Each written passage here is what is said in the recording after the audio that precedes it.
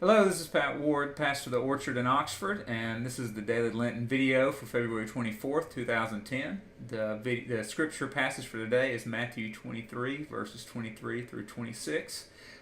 In this, Jesus is giving the Pharisees a pretty good thrashing. He has some harsh words to say to them about the way that they're living and the way that they're showing God off to the people around them.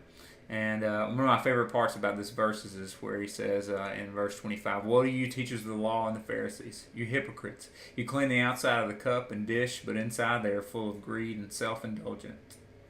Blind Pharisees. First clean the inside of the cup and dish, and then the outside will be clean as well.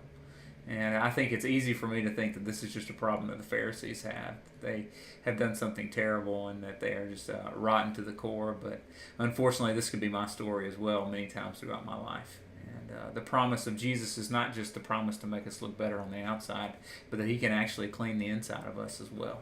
And I think that's the beautiful thing about the Lenten season as we enter into the suffering of Christ, as we fast, and as we prepare ourselves for this great event that we see off on the horizon in the Easter story.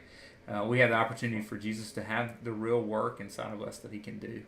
I know that on Ash Wednesday we celebrate from ashes to ashes, from dust to dust. We were created from the dust, and it's to dust that we'll return. And in our church here in Oxford, we're getting ready to move into our new building. It's about 200 yards from where I'm sitting, and we're really excited. And it's the first time that we'll have a permanent location here in town. And they've been doing a lot of work to get things ready. And as we were celebrating Ash Wednesday together in our building, we remarked at how everything in there right now, in its state of renovation, is covered in dust. Everywhere. Everybody got up, and the seat of their pants was dusty because of what they've been sitting in. And the thing that's different about that dust than the normal dust that you think about is that that dust is not there just because of inactivity of a building that's been shut up for a long time. That dust is covering everything because there have been people ripping out walls and sheetrocking and sanding and scraping and sweeping, and there's been all sorts of work that's gone in there. And so the dust is just the remnants of that. And as we come to the Lenten season, as we open our hearts up to God and ask for him to have his way inside of us, we can find the hope that the Pharisees could ultimately have found in Jesus, and that he can transform our hearts. Now, it's not easy.